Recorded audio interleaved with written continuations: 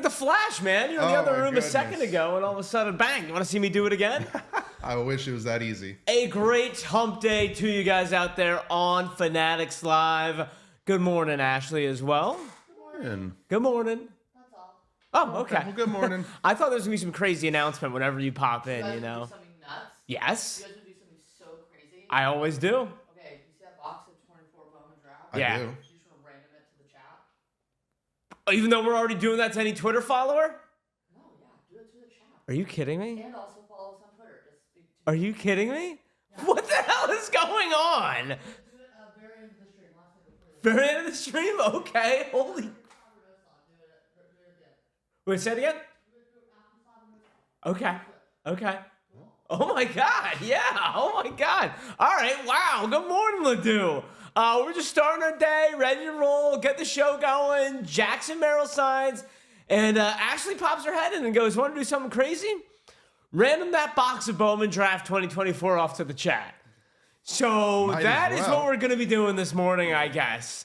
Wow, I did not expect that one coming this morning. We got Bowman Draft 2024 hobby. We are going to be randoming that to end the show today.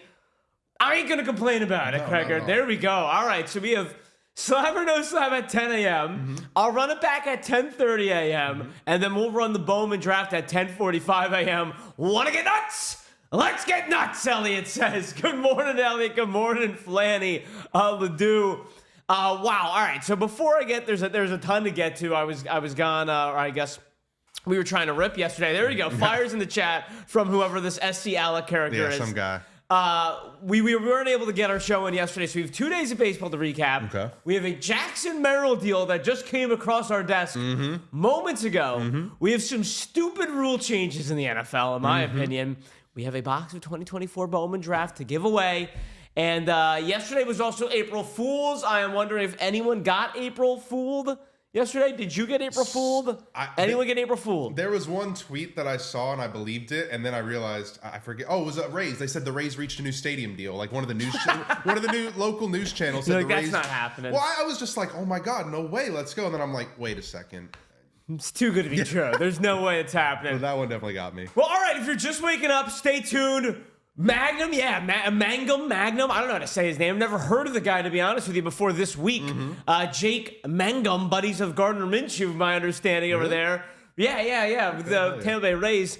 I don't know how the Rays do it, but they just have some random guys come out of the woodwork every single year. Before we move forward, I did want to tell my April Fool's story. Okay. When I was 6 or 7 years old, my favorite team as a little boy was the Atlanta Braves. Now, that is not how it is now, but, you know, Chipper Jones retired. My favorite player was Chipper Jones. You're a free agent, yeah. My dad grew up in the 90s. I was born in Atlanta, so Chipper Jones is my favorite player. One day before school, April Fool's, my dad wakes me up, and he's like, hey, buddy, I hate to tell you this, but Braves traded Chipper Jones last night. And he told me at 6 or 7 years old that the Braves traded Chipper Jones, and I just started crying. And after that, there was no more April Fool's jokes in my house. Oh my dad, I don't know what my dad thought was going to happen, but like, it scarred me. It scarred me for life. I do not like April Fool's anymore. Yeah. You know, finding out your favorite player, you know, your childhood hero as a kid for baseball is traded. Not great way to start your day, especially on April Fool's. R.I.P. Iceman. Who's that? Are we talking about Top Gun wrecked? Yeah. Oh, no, I read that was a hoax. Was it actually? Yeah, I heard conflicting reports on that wrecked. Oh. Good morning, LPG. I'm getting hot here. I take this off. Yeah, I don't know. Don't check that wrecked. Okay. So it said he passed away. Then there were reports that they were fake. And now there are reports that he actually passed away. I don't know. I didn't know until this morning. Someone, I forget who in the chat, it might have been Wrecked, actually. I did know that, Flan. I think it was Wrecked that actually mentioned. Okay. Well, R.I.P. Val Kilmer, without a doubt. Yeah, I wasn't sure if that was true. R.I.P. Wade Fox. I was thinking Chuck Liddell. I'm like, wait, what? And then I realized. I was the one, right? That's a throwback to months ago, right? Where I said Wade Boggs is rolling in his grave, and you're like, Wade Boggs is alive, and I had no idea. All right, that's on me. But all right, so we are giving away a box of 2024 Bowman Draft today, and we're giving away a box of 2024 Bowman Draft on our Twitter, Suncoast Sports _ on Twitter. Anyone who follows for between now and on Monday, you're entered into this 2024 Bowman draft giveaway. Give us a follow on Twitter. I don't know if I get selected, how that works. I am following us on multiple accounts now. Maybe I'll have to make a couple burners. Not going to tell anyone. But regardless, Kregerman, Jackson Merrill, dude. Yeah, this morning, minutes ago, 9 years, $135 million is the deal for Jackson Merrill. My instant reaction to that, highway robbery. Making Onyeka Okongwu money now. I don't understand that one. That one went over my head. What do you mean you don't understand it? I don't know who Onyeka Okongwu is. He's like the 9th man on the bench for the Atlanta Hawks. Okay, He's making Onyeka Okongwu money. Onyeka Okongwu money. I think it goes to show the weird contract structure of baseball compared to basketball. Flanny says bargain bin. So, I mean, this literally happened, at 9:20, right? Like, it happened at 9:20, so I quickly... Maverick, good morning, sir. I quickly was trying to do some research on this Merrill deal. So, I mean, if you missed it last night, I don't know if the Padres were waiting for this to happen. Wow. Lefty on lefty right there. Just a sweet swing. He's been kicking rear end to start the season for the Padres. Padres have been kicking rear end, but that was his first home run last night. Padres are going, 6-0 now? Yeah, 6-0. They wake up today. I mean, it's 6 in the morning, so shout out to Jackson Merrill's agent. It's 6 in the morning over there at San Diego. I don't know if this was going on all night long after he's like, see what my client did last night? Mm-hmm. See what he did last year? Come on, let's go. Flanny, I'm happy for him getting locked in early, but dang, he is probably worth more. Flanny, look, that is the natural next point of this. So I was on the good old Spot Rack. You know, we all use Spot Rack. It's the contract website that shows. I was thinking like working out, weightlifting. I was like, who are you spotting? What? You know what? That's kind of fair on your part, but I don't know, Kreger. I've not been in the gym in quite some time. I missed me with that one. No, Spot Rack. It's the website that shows all the guys' contracts and like some of the details on it. This contract it's a $15 million average annual value. However, so how baseball contracts work, I'm pretty sure after this year, he still had 4 more years of team control. 3 after this. So this year plus 3. So 4 including this year. Okay. So 4 years of team control, which means he now has, is that 5 or 6 years that they're paying him $15 million a year when he could have gone to the open market? Is that essentially what this contract is doing? I believe so. Yes, but also for these next 4 years, they essentially canceled out what his current contract was, and he'll be getting, aside from this season, starting next year, he'll be getting the $15 million a year as opposed to his arbitration pay. So, if he were to go to arbitration, I didn't really have time to do a full deep dive in terms of what other examples that might be comparable to this would be. Guys still get paid decent money in arbitration. They get paid up to $8-10 million sometimes. Usually not that much more, but you're basically, if you're the Padres, you're saying, okay, we'll probably pay you $5 to $7 million more than you might have gotten from arbitration in the next 3 or 4 years. And now you're paying him, $25 million less? Is it crazy to say he could have gotten $40 million a year on the open market? If it was, 3 years from now, 2 years from now, and he still had the success. So I don't think there's a problem with locking it up early. I also think a guy like you, guy like me, Jackson Merrill, far better ball player than anyone that's ever sniffed this building or this room right here. Whoa. Jack Caglione did sniff this room. No. Caglione was in this. Employed-wise. And listen, I will say Jackson Merrill's still a better ball player than Cags. I'm just saying, I don't want to write him off yet. What my point is, though, is that though he's a transcendent ball player, he's still just an average guy. He's probably never seen a piece of paper that has $135 million on it. That's true. And it could be, I've not been in a position where I got offered that. Unfortunately, my contract here was a little bit less than that. Hey, you watch it, man. But I will say, if you get that number in front of you, it might be hard to say no to it, which could have been the position that Merrill was in. Yeah, it's a 9-year, $135 million extension, but it can max out at $204 million. I don't know the details yet. I think we're still waiting on how that would happen. It is 9 years. There is a 10th year team option for $30 million. That's what I was reading. That would make it 200. What's up, Greenlaw Dano? Good morning, y'all. In case you missed the news, Jackson Merrill locked up to 9 years. What is that, 2034? Could be 2035. And the good news is for Merrill is that I believe he will only be, how old will he be in 2035? I thought I just had it pulled up. I think he's 32. 20, I think he'll be 32 or 33 years old. So look, that will not be his last big contract, but it will probably be his biggest contract. I got to imagine he'll be able to sign something like 30 million, 32 afterwards. You do have to wonder a little bit, though, like with that gambling money coming down the pipe, MLB's been making a killing recently, even though their TV deals haven't been going well. They've been making a lot of money from gambling. There is going to be a new collective bargaining agreement coming up, I know. And I think that's been one of the reasons that, that Soto deal done is because those Soto deals, the Ohtani deals, I think that's just going to be the tip of the iceberg. Yeah. You see teams, the next big deal I think coming down the pipe, it'll be Jackson Chourio. I don't know. He's still got about 2 years, but yeah. Yeah. I don't know. What do we think? Who's getting that next big deal? Someone was saying Christian Campbell. I was like, easy. It could be Kyle Tucker this offseason. Well, this offseason, if you're into the offseason, that's going to be I think you're right. That's going to be a blockbuster deal. Open market. Hopefully the Cubs don't wait till the offseason because I think the Cubs would be very upset if Cam Smith goes and wins, or at least places in top 3 podium of the Rookie of the Year, and then Kyle Tucker walks. But yeah, I think there's going to be a large, $500 million, $400 million offer for Tucker from 100%, and he's earned it. So I think Kyle Tucker will get I'm with you on that. I don't think the Cubs resign him. I think Kyle Tucker's going to be the next guy to get the whoa kind of contract. I am curious though which young guy who's still under team control gets an extension like that. This is an Atlanta Braves move right here. It's the Braves deal. They did this with who did they do this with? I do know they did this with Michael Harris. They do this with Austin Riley as well. I'm not sure if Flanny knows right away, but I know the Braves are known for doing this kind of thing. Anyways, Merrill gets the deal. Flanny's saying Gunnar. I think it'll be Chourio, but I wouldn't hate Gunnar. I feel like you should have already got something done with Gunnar. You know what I mean? I wonder if that's kind of how you're feeling, Flanny, or maybe Mavericks, some of these Orioles fans out here. No, exactly. With the Adley, I think I saw you mentioned that earlier with Kreger today. I feel like it's too late now with Adley. At this point, he's just going to say, hey, look, I like Baltimore. I'm probably the best catcher on the market by the time I become an unrestricted free agent. Going to want to test those waters, but...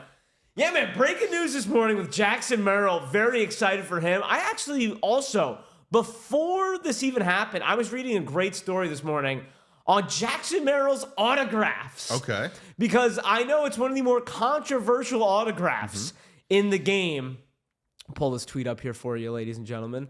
I know this is not news. I know I'm not breaking any news to you guys. But someone put together all of the different variations of Jackson Merrill's autographs. And Flanny's right. Some are awesome. And I'm very curious what everyone thinks about this because he was asked about this and he was pretty blunt. I'm looking for the quote here. All right. He said, well, when you're signing a box of 3,000 cards from Topps, you don't want to sit there and have a long autograph. He said, in the beginning, I was just doing a J. And then it evolved a little bit. I kind of just wanted to change it on certain things, like certain more important items, like one of ones, for example. If I was feeling nice one day, maybe I'd do a couple more time-intensive autographs. This is his exact quote, okay? But most of the time, dude, I just want to get in and get out. I mean, there's more to read.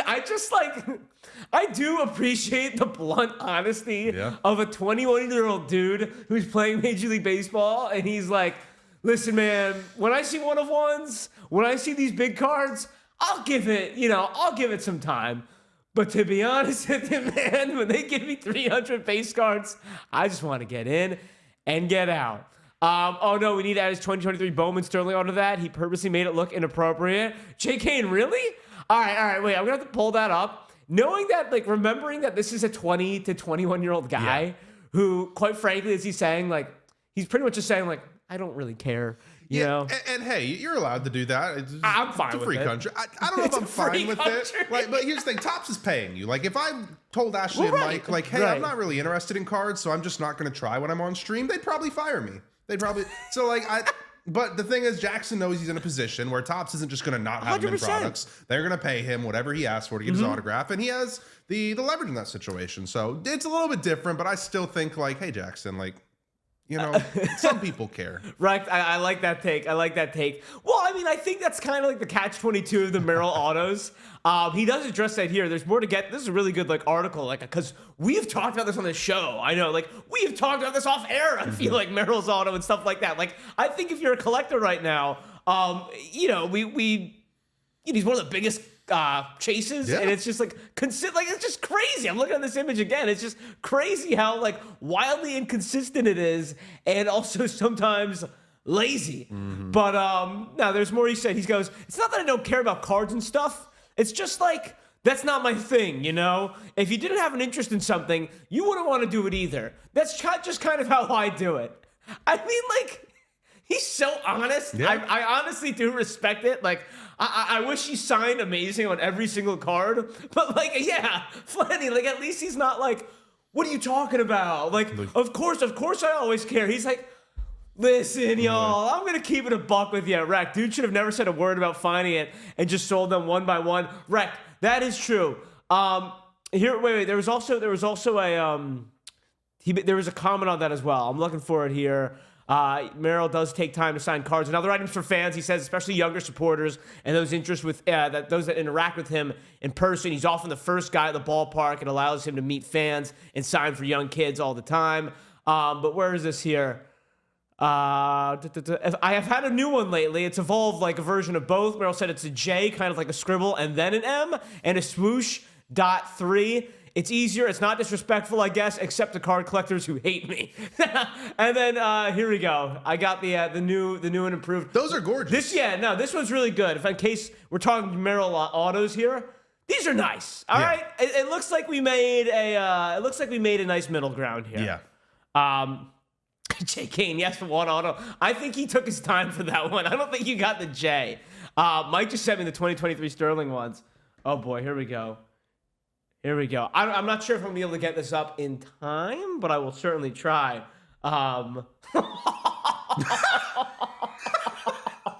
Hang on. Let me get this on the screen in just 1 second for us here. This might take me a minute, but I do think it is worth the while. J. Kane, dude, like... I think you're right. You're 100% right. I also wonder, so this would have been 2023 Sterling. He was probably signing this. When do you think he would have been signing this? Before the season started, maybe? Dude was the 19. He's screwing around, man. He was screwing around. He probably signed so much stuff, and by the time he got a Sterling, he's like, watch this. J. Kane, you are not kidding. I'm going to get this up here in just 1 second for us. I did want to read, though, here. I forget where it was in the article. He does address... Okay, yeah, here we go. He addresses card collectors. He goes, oh, yeah, they're mad at me. And I'm like, I'm not even doing anything wrong, Merrill says. Everybody saw that I threw a box of cards away in AA, but I really didn't.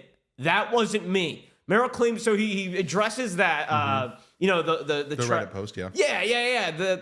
It was awesome. I mean, went viral. Shout out to that guy. He said, Merrill had been in possession of those cards, at least for a little while. Panini, one of the sports cards industry's leading manufacturers, mailed him a box of cards and stickers to sign in 2023 when Merrill was a top prospect of the Padres in San Antonio. At the end of that season, a Reddit user posted photos of the unsigned cards, saying they had been found in a trash compactor at an apartment complex. Merrill says he was not the one who put them there. Quote, I would never throw away cards. I literally think I might have left them by accident and they just threw them away, but it wasn't like I was going to sign those. That's what they pay me for. Why would I throw away cards that you can make money off of? It makes no sense. So after that, people have just been on me about my autograph and how I don't like card people. It's not that, dude. I just don't have an interest in it. So I was actually gonna, like, this story came out like yesterday. Okay. I had the story on the rundown before he even signed this extension this morning, and bam, all of a sudden it's like, oh my gosh, it's the Jackson Merrill show. Flanny, I thought he signed the stickers. Guess it was just the cards that were found. It's not that I don't like card people. I just don't like card people. Jackson Merrill. Yeah, Rec, it's so funny because he's like, I don't dislike the people. I just dislike everything that they're interested in, and therefore I screw them over. Yeah, they're good people. They just have a dumb hobby. Yeah, that's it. Pretty much what he said. He's like, if you and I got dinner together, I wouldn't hate you. I just, I don't respect you as a person. No, exactly. You're a cool guy. Why'd you pick the steak? That's stupid. You should have got the chili. Yeah. I love his bluntness. He's still just a 21-year-old kid. Now, you know I wonder what I mean? which autograph he used to sign his new contract. I had someone else asked that. I'm going to assume it was the full-blown real one. Here we go. He took his time with that one. Took me a minute to get it up. The aforementioned family show, but Who doesn't love some good old childish humor here? This is what Jay Kane was talking about. Hold on, let me zoom in. Let me zoom in here. How's that looking? That is an autograph card. This is not meant to be anything naughty here. We're just showing an autograph here.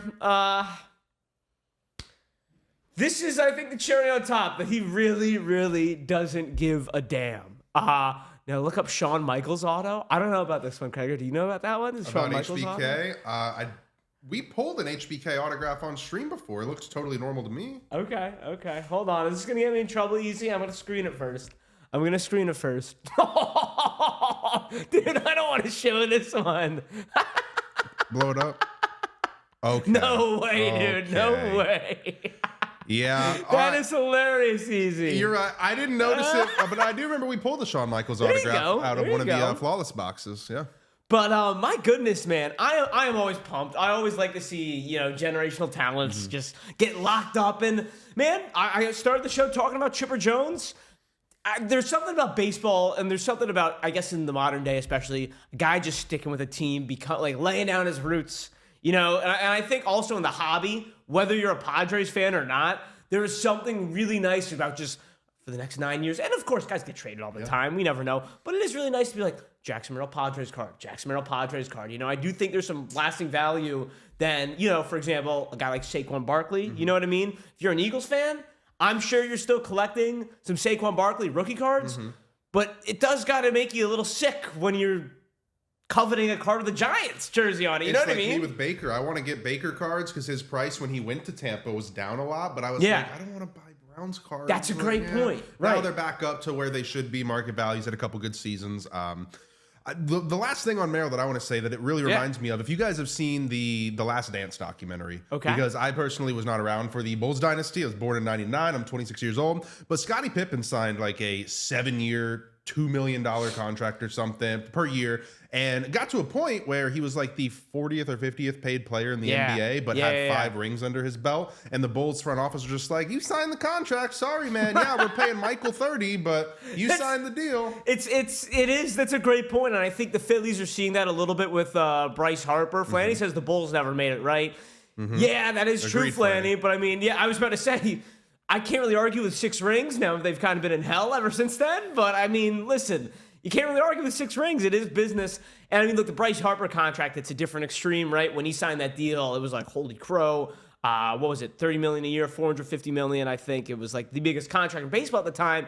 Every single year since then, pretty much, Boris and Harper have been saying, hey, Phillies, so what Ohtani got? Oh, Phillies.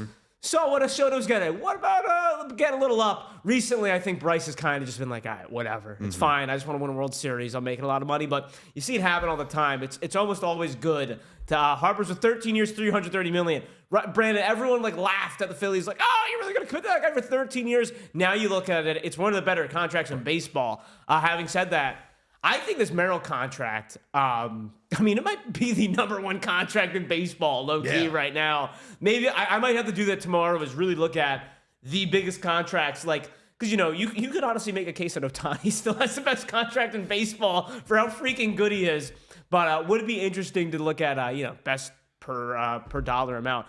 If you are just joining us, I see we got 70 folks in here this morning. Bowman Draft Hobby giveaway. Not 1, but 2 actually walked in. You want to get nuts? Let's get nuts. We are going to give away a Bowman Draft 2024 Hobby Box at the end of this show today. So in 5 short minutes, a slab or no slab giveaway. We're going to run a slab or no slab giveaway at 10:30. And then at 10:45, little 10:50-ish, this is getting given away to the chat. And there's another giveaway on our Twitter. Follow us, SuncoastSports_ on Twitter. We will be giving a box of 2024 Bowman Draft to any follower, not any follower, one of any of our followers between now and April 7th. Just have to plug that here. Big things happening here. So in 4 minutes, we're going to get that first giveaway going. But not before a trivia question. We'll be running that in a few minutes. But I originally was going to open the show today with a slew of rule changes in the NFL. A lot of rule changes in the NFL. We will bounce back to baseball very shortly. Do not get me wrong. I mean, I want to talk baseball, but I wanted to kind of address some of these NFL rule changes before we got too far away from it. First and foremost, Kreger, did you see I don't know, laundry list? It was more like a short express checkout item, grocery list of rule changes yesterday. I saw a couple of them. Mainly was the overtime rule change that I saw. I saw the tush push got kind of pushed back a month or so. And then there was one other one that I remember seeing, but the chain gang. The chain gang. I don't know if that's a rule change, but RIP chain gang. It's not nothing. Yeah, RIP chain gang. We knew it was coming. Yesterday they made it official, but there was one massive rule change that came through yesterday that makes me sick, Kreger. Makes me sick. Was it the 35-yard line? Yes. I do remember that one now. Yes. Touchbacks. Like, I can't believe this is real. Like, I feel like this would be a scene from, like, Back to the Future where they go back, like, you know, he's, like, going to the future and he's like, oh, touchbacks now at the 35-yard line. And we would watch the movie and be like, ha, ha, ha, what a silly, stupid rule. That would never happen, you know? So now, in case you've been living under a rock, this next season in the NFL, if there is a touchback, I believe it's if you kick it out of the end zone, the ball will start at the 35-yard line this upcoming season.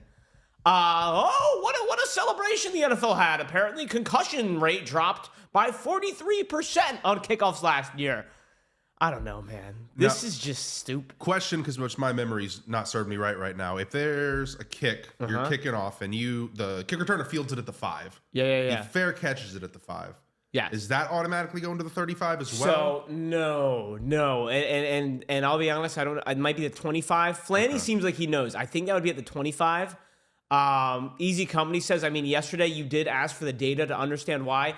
Can I be honest, Easy? And I guess that's fair. But if your concussion rate on kickoffs dropped 43% last year, how would this make it better? You know what I'm saying? Like if you're encouraging more kick returns, then if anything, this would probably make the concussion rate even worse. Yeah, Flanny, exactly. This isn't going to make it better. I also do question, if the NFL wants these kickoff rules to work, you know, I'm not trying to get my tinfoil hat and be a conspiracy theorist fully all the way, but if it's like, oh, I hurt my head on one play, you know what I mean? Like, who's to say if the NFL is going to be like, all right, and we have it in our notes here that he actually got the concussion to play after the kickoff. Who knows, man? He could have got we don't know this. It seems like a very random, just tell him it was 43% last year. I'm not gonna refute that concussions might be down. It just seems. I'm all for concussions being down. I just don't think this is the right rule. Easy. It's another tweak is all. They'll do it this year and change it again next year. Why? I don't like that. We're just accepting that though. You know what I'm saying? Just get rid of the kickoff. Get rid of the kickoff. I would rather almost get rid of the kickoff at this point than putting it at the 35-yard line. It just seems so manufactured. I think overs, you know, I know we talked about this last year, but if you get a touchback, you start at the 30-yard line. That's 2 first downs, and then you're in field goal range. Starting at the 35-yard line, it was like you with the transition take foul. Week 1, week 2 of the NFL, I feel like we should just be taking all these overs because with every touchback now, you are literally, all right, 45-yard line, that's 1 first down. So you get to the 46-yard line with 1 first down. You get another first down, you're now at the opponent's 44-yard line pretty much. Kickers can make field goals. If you get 2 first downs, you can score points now, which to me, Mickey Mouse. Yeah. But listen, man, you're going to be able to get a lot of points that way. We got our first trivia question coming up, and it is directly related to this. Ooh. By the way. Ooh. Shout out Ben for just on the fly adjusting the camera glitch, I guess, here. Way to go, Ben. Because I was wondering, how long has the touchback ever been a thing? Okay. How long has the touchback... What did I write down? What was the exact wording of my question? I got one off the dome if you end up not having the answer. Oh, you do? Okay, perfect. Okay. I should have expected you were prepared. When was the touchback implemented in the NFL? I would have no clue. I would genuinely have no clue. Is the answer always? Here we go. Since the game was invented, always? Since the game was invented. Well, maybe not the game. Since the NFL was invented. Okay, since the NFL, sure. 1966, 1920, and 1926. Those are your choices. When was the touchback implemented in the NFL? This is for a slab or no slab wheel spin giveaway. Jay Breezy, Go Blue, says 74. Jay Breezy says 66. Easy saying 26. This might be a tough one. We might have a stumper here on our hands today. 66. Man. Oh, boy. We're not looking good. I'm trying to help us out. I'm voting. This was a tough one. I mean, 66 was after Super Bowl I. Surely it wasn't then. Easy had it, and this is going to be a no slab today, man. This is going to be a no slab today. But I look, we can't complain because we will be giving away a box of 2024 Bowman Draft Hobby. Easy had it. Easy, no can do. You know, unless you really want to pay for shipping here, you know what I mean? It gets a little weird with that, but Easy had it. I feel bad for Easy. Breezy, I'm curious what Breezy felt 74, then 66. So, so the NFL, originally named the American Professional Football Association, was founded in 1920. So the answer is 1920 and always were technically the same. 1966, I believe, was the year of the merger. And 1926 was the year that they implemented a touchback. So they played 6 years of NFL football, and I have no idea what they were doing when that ball went out of the end zone. I don't know if they just kept returning it regardless. Maybe it was a penalty or a re-kick. Yeah, I don't know. Honestly, probably back then, it was not an issue. You know, these guys couldn't kick the ball that far. That's true. In 1920. But Rex says do-over. Oh, Rex, come on now. I've been lofting up softballs here for the past 2 weeks. Today I came in and I said, hey, let's give him a tough one today. Oh, no on the kick? Oh, okay. Yeah, that too. Was it actually a do-over, or are you making that up? I should have done that second level research, but I was researching it, and then bam, Jackson Merrill signed that extension. Excuse me. But yeah, regardless, that rule change, I don't know. It's just a baseball chat, says Brandon Birmingham.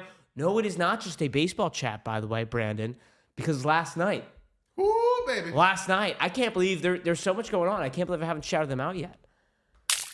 Tom Brady Superfractor right here. Amazing. We pulled a Tom Brady Superfractor right here. Yes, we do have football on all right here. Yeah, Brandon. Topps Chrome Tom Brady Superfractor. That'll be going on the Instagram and the Twitter for that matter real quick. Suncoast Sports on Instagram, Suncoast Sports _ on Twitter. Tom Brady Superfractor. I believe we also had a Michael Penix 1-of-1 swoosh. Shield. Excuse me. Michael Penix Shield. No, wait, Schmuck, you didn't hit that, did you? Did that go to Schmuck? I have no clue. I haven't seen the video of it Schmuck, yet. I don't mean to call you a liar, but, crazier things have happened. Palooza, what's going on at Palooza? Bennett, of course, Harrington hitting that, Brady Superfractor. Did he also hit the Penix, Big Dog? Do we know if he also hit the Penix? I mean, I wouldn't be surprised, but, and of course, to this being a baseball chat, how about a double Golden Gator last night? Double Golden Gator. Yeah. Easy. 1-1 Superfractor Brady soon to appear in the 25 spot on the slab wheel in your dreams, Easy Company. You think I can pry that thing from Harrington? Hell no. No way. Harrington, dude, honestly, Harrington's got to fly here with all the stuff we have for him. It's just been nonstop over here at Suncoast. Not to mention that triple logo, man, we hit the other day as well. So just a little preview what we've been cooking up. I will say, guys, no slab until 10:30. But if anyone takes down a spot, here, let me feature it. What do we got here? And then take me out to the ball game, 11 spots left. Let me feature this break right now. Awesome break on the table. We're pretty close to filling as well. If anyone wants to hop on this take me out to the ball game break, I will give you a spin at that slab wheel. This is one of those bigger breaks. In case you're unfamiliar, this is what we're looking at. We got stuff like a CJ Stroud rookie card, an Ohtani image variation, mint 9 from Topps Heritage. Beautiful looking card. A Mike Trout. I want to say this is 2019. Still a Trout pink gem mint 10 on there. Tons of cool stuff on the list as always. But if anyone wants to take a stab at take me out to the ball game, take a spot down in that, I will give you a spin at the old slab or no slab wheel. HK, good morning, HK. But regardless, a couple more rule changes in the NFL. You mentioned it. Tush push was pushed back. BD, what's going on, BD? Congrats, Harrington. I really wasn't trying to take your card. He got nervous real fast right there. Oh, Harrington, please don't come to my house. Tush push was tush pushed back a few months. Replay assists came down the pipe yesterday. This is bad, man. Okay. I didn't hear this one. Yeah. Owners approved a competition committee proposal to add responsibilities to its replay assist program. The on-site replay official will now be permitted to reverse flags that are thrown for hits to defenseless players, along with fouls for face mask, horse collar, tripping, and running into or roughing the kicker. However, these officials will not be allowed to add a flag when an obvious foul has gone uncalled. Seems a little stupid, does it not? It's just gonna Cloud says lengthen a Chiefs game. are cooked. I mean, I guess that's kind of the point of why they were doing it. You know, is that, do you agree? So I guess my two questions. Mm-hmm. One question, one statement. One statement, it's just going to make the games longer. Yep. What do you do in the I hate NBA? it. In the NBA, when there's a ticky-tacky foul, which you can review, you call it so you can review it, just like pass interference. I know that's not necessarily reviewable, but if there's a close pass interference, you're going to throw the flag so that way you have the ability to review. I guess touchdown is another one. Yeah. If you're not sure if it's a touchdown or not. Turnovers. Yeah. If you're not sure what it is, call it whatever it is supposed to then be. You can go that back. way you can go to replay. It's just going to lengthen the game. Now as we're going to see more scoring, which is going to lengthen the game. We're going to see more replays, more flags thrown because you can replay it if you throw a flag. I'd be curious to see the data at the end of next season on the amount of flags thrown compared to flags actually called. And then the average length of a game as compared to last season and this season, and the average scoring as well. Scoring's going to be up. The length of the game's going to be up. Penalties are going to be up. I think it's going to make for a worse product. I'm with you. Cloud was already on your same page. His downside, they might become more liberal with flags and reverse if needed. Easy. I'm curious what you mean by the super challenge. I'm already, if you put super in front of anything, I get a little excited about it. But yeah, man, it just, I get what they're trying to do. It's just that UFL super challenge. Okay. I'll have to look that one up. Easy. I've not been paying attention to the UFL. It's just. You haven't? No. No, there's been a little thing called Major League Baseball that's been catching my attention. March Madness. Pretty, I'm not sure why you would want to compete with those two sports, but regardless. There you go, Rock in the UFL. Yeah, we're going too far. And like you said, Chain Gang is gone. It's a challenge on anything, even penalties. One per game and a second one if you were right. Like, it's not the worst idea. Easy. It's not the worst idea. Like, I'd rather have that. I'd rather have a super challenge than what they're doing right now. NFL hold my beer on the MLB games being too long. It's true. It's true. Even the MLB has red zone now, which not enough people take advantage of. MLB Big Inning. If you're subscribed to MLB TV, I watch it every single night. It's awesome. But anyways, overtime rules is the other thing. Big one. Speaking of games going longer, overtime rules. Each team this season now, each team gets the ball in overtime. That is official. Listen, I am pro for this move. I know, there you go, Jay Kane. It's the rare sight of me being okay with the new rule in sports. But I do think there's a very obvious problem, or I guess there's an obvious problem. Maybe it's not a problem. Something is going to happen a lot more often now. What is it? More than likely, it's going to be, I'd say two things. First one's going to be injuries if we're playing a longer I wasn't thinking quarter. about that, but I do think that's true. I'm thinking ties as well. Ties would be the other one. Yep. We are going to see multiple ties, I think, every season now. I mean, a tie used to be like this like unicorn, like this, like, oh, it's a tie, everyone freak out. Like, you know, when a player hits for the cycle or there's a no-hitter, it's like, oh, there's a tie, everyone look, there's a tie. Now I think there's going to be ties, not all the time, but if a game goes to overtime, I almost feel like the most likely outcome would be a tie. You know what I mean? Now, one other question, Tail says, rather see full-time overtime, no ties. I mean, that's the other thing, Tail Gun, because it is a 10-minute overtime, I feel like the most likely outcome now is one team goes down the field, scores, other team goes down the field, scores. How much time is left? My thought was you get a long methodical drive. Okay, let's Chiefs-Bills. Chiefs go down in 7 minutes and score. Josh Allen has 3 minutes to match it. If they are at the 45-yard line plus field and time runs out, is the game just over? Do they lose? Say it again. Chiefs score a touchdown. They're up by 7. I think 3 you're right. minutes left. They I think just you're used 7 minutes of the 10 of the overtime, left the Bills with 3. Yep. Bills are driving, looking great, and then time runs out, and they're on the 20-yard line. Yep, 10 minutes. SOL, you know what I mean? But then what's going to stop somebody from just holding the ball for 9 minutes, scoring? Well, like, if you get the other they won't. They probably won't. To your point, it'll probably be your strategy. But then it comes into there's more strategy to this now. Would you want to kick now? Like what are you going to pick in overtime now? Do you want to kick instead of return? Because in college football, you see it. Like Easy brings up college shootout style. You want to be the defending team, so then you know what you have to match. So in overtime now, do you want to kick and say, okay, you go down the field. If you guys score a field goal, now we know what we have to get. Once we get in a field goal range, okay, we're good. At least we tie. But if we score a touchdown, we win the game. You know what I'm saying? Like, there might actually be a case to be made that you want to kick. But then, Easy says winners always want the ball. The other thought of that is your point that you brought up, Alec. A team like the Eagles last year, they were so good at this, especially with Saquon and Hurts and tush push. 7-minute, 8-minute, 9-minute drives, and then kind of handcuff the opponent. Maverick says his back a winner. That's a great shout to what was that in the playoffs? Playoff game, yeah. We want the ball. We're gonna score and win, or whatever he said. We want Pick the ball six. and we're gonna score. Yeah, iconic. That is good. That is good. I'm glad you caught that. Yeah. Against the Rams. That is classic.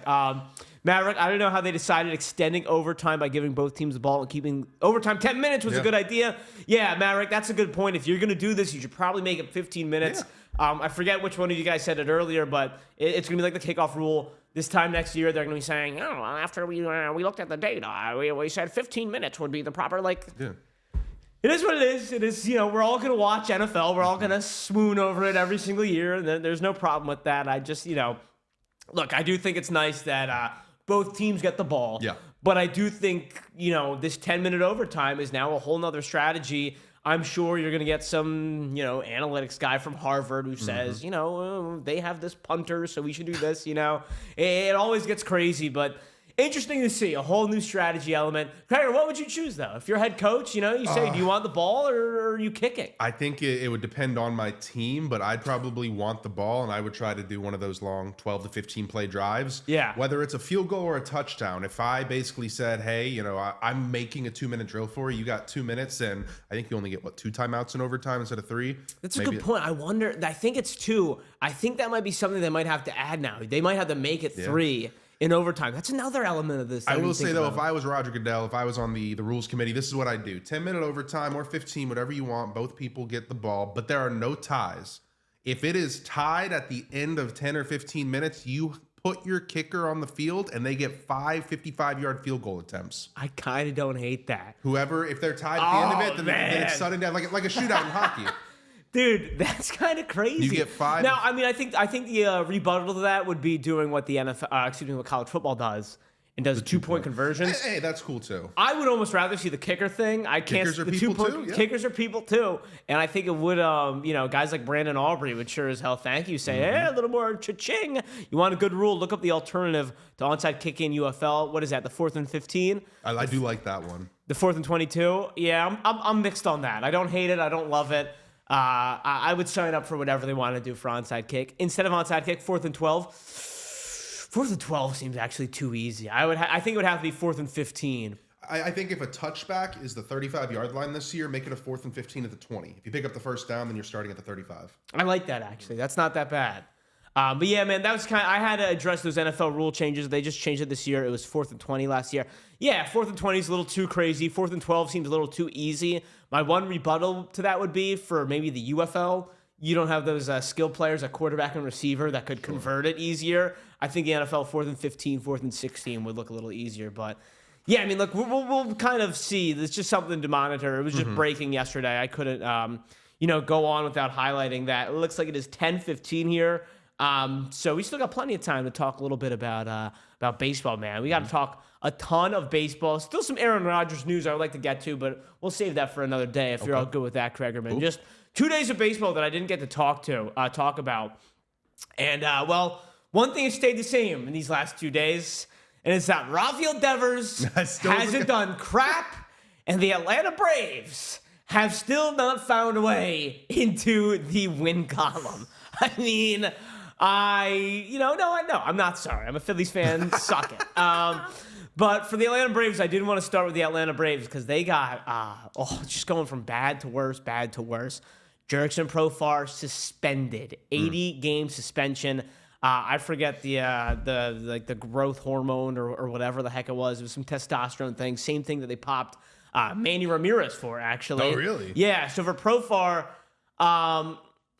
could there be some sort of lawsuit here? Is what I want to know. I remember someone saying Braves wouldn't win the division this year. I said the Braves would win the division, DMC. I just want to be very clear. I said the Braves would win the division, and I actually am going to stand by that, to be honest.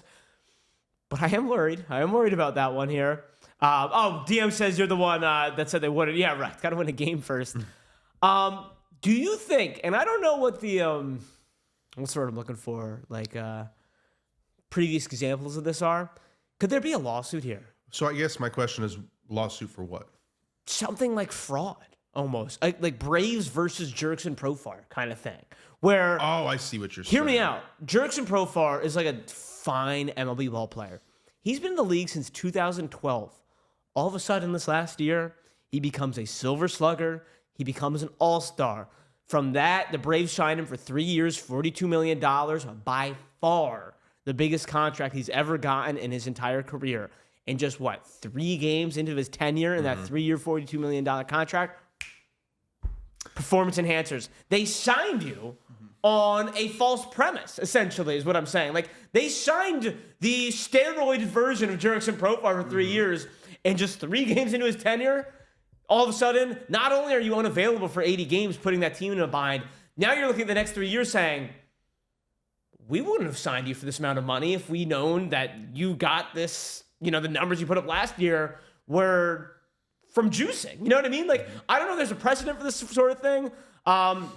Schmuck says got to be a stipulation in his contract for substance abuse. Like, I don't know, Schmuck. I don't know. I'm just wondering, like, do you think it's possible there could be some sort of lawsuit here? I think no, and I think that Schmuck's probably right in saying there's some sort of stipulation, whether it's like an immediate release or a 50% off type of thing. But I think if you're the Atlanta Braves, not that you're suspecting Jurickson Profar of being a steroid user or HGH user, but you probably test for that. I mean, if you do your normal physical when you're signing a guy or trading for a guy, you probably get blood work done, and it probably a good shows point. in there. I mean, I wish I had a better answer for you. You know what I mean? Like, that's a good point, though. I would think you would have that. And G says, you're also making the assumption the team had no idea. That's a good point, G, because days before the season started, they did sign Verdugo on a small deal. And I wonder if they were like, oh, crap. Like, in case he gets popped, we need a fallback option, even if his name is Alex Verdugo. Because that did put my antenna up looking back. I do want to talk about the Braves, but I did want to address two maybe had a hormone vending machine in the locker room. Come on now, don't do it with the Braves like that. Good organization. Cloud, I did copy and paste your question. I will get to that. And Spoon, question for you all. SGC or PSA for quick turn values? I mean, that's got to be PSA, right? PSA, the one thing is it'll take a little longer, but hold on. I think I had this ready to go. What was this? Yeah, this was Beckett. Even. Oh, I did see this one. Yeah, yeah, this was a week ago or so. Yeah, I do want to. I've been sitting on this one for a few days. And this was the time to bring it out. I do still want to talk about the Braves because there's more Braves news. But it was a good question from Spoon. Spoon says $12 for 15 days. I'm assuming that's SGC, Spoon. I am, still paying student loans. So, I'm not sending a ton of PSA, to be honest with you. PSA for sure, but I love the way SGC looks. I mean, look, RW, I am not knocking any grading company. It's just like, look at this. This is the industry here, Spoon. If you want the truth, whether, it's SGC looks good. I respect them personally. But if we are going to be honest with each other as a hobby, the free market always wins. And the free market has said, this label on the left is worth a lot more. And this is an auction, too. This is not a set price. Spoon, I think PSA is buying. Interesting. Flanny, LOL PSA subscription. Once they're done, I'm only slabbing for personal. And I'm going to tag. Wow, interesting. PSA equals higher value once mine is done, even though SGC is now owned by PSA. Correct. RW, I'm going to be completely honest. I don't know if they're in the middle of that or if that's been finished. I'm not sure either. Yeah, I know our guy Netta would know that. I'm intrigued by tags grading technology, but I wouldn't send a card over $50-ish. We need AI to give true rankings. Then this all goes away. That is not true. Easy, like I said. I wanted to do a video using AI to buy sports cards, and AI suggested I invest in Wander Franco. So AI, still's got to work out a lot of kinks over there. I'll say that much. It says tag is the Pokemon king. Interesting. Math by low. Look, I just think this is telling, and I do think this sums it up. There are different things to look at. This is not the be-all, end-all, but look, this is just my reference. For quick flips, I don't know if SGC is really going to get the job done right now. I do think it might be worthwhile to do PSA, but you know what? Sounds like that could be a job for old Joshy here to do. That could be the video. I tried quick flipping with all the different grading companies, and this is what happened. Buy 4 of the same cards. Yeah, there you go. Shout out to who asked that? Spoon? shout out to Spoon. I think that could be a fun little experiment that I would be interested in taking on here. We got some more takes here. Juve, I'm assuming it's Juventus. I wish PSA would give you the reasons why they graded it a certain number. That's true too, Juve. That is something I like that Beckett does. But at the same time, when Beckett does it, it might actually drive you a little crazier, where you then start looking at it. It's like, why is the corner a 9.5? It looks perfect. Yeah. Like, you know what I mean? LOL, look forward to watching that video in 6 months when your PSA order comes back. Yeah, Jay Kane. That is true. And Matt, how is it for older cards? I see a lot more vintage cards in SGC. Anyone know how they compare to PSA? I couldn't answer that, Matt. Let's see if anyone else can answer that. I know the price is a bit more for these vintage cards at the SGC. The $12 deal, $12 15-day deal is only for modern. Oh, okay. I do know that. They're not popular, but Degree is a nice looking. I've never seen them. You seen Degree slabs? PSA 100 and it costs like 35. It takes 60 days. You tell me. Spoon, I know. Joe Milton, welcome. This is a worthwhile. I think this is a worthwhile, like thing worth finding. Yeah. Doing some Degree research grading on. company. I'm looking this up right now. Degree. Degree, I feel like I saw a Twitter ad for them the other day. Dude, I thought Degree was deodorant. With all due respect. Yeah, I did see these guys. Yeah, I don't like it. Sorry. I'm sorry if like anyone out there works for Degree. It looks, maybe for Pokemon. Here, I'm looking to find a sports card. Here we go. Oh, man, I don't like that much. Hold on, I'm pulling this up. Sorry. It looks a little fake.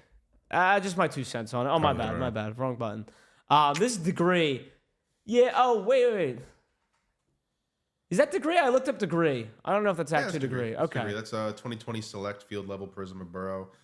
I think with Degree, the cool thing that people like about them is they ship it in this cool little box instead of just a cardboard box like PSA would. And then they give you like a booklet and it'll say like, okay, if you look at the top left corner of this card, this is why this got that. So it gives you a bit more of a description as to why exactly the card got the grade that it did. All right, that's so I kind think of cool. that's why people like it, because they get their own printed out pamphlet explaining, hey, this card got this and these are the reasons.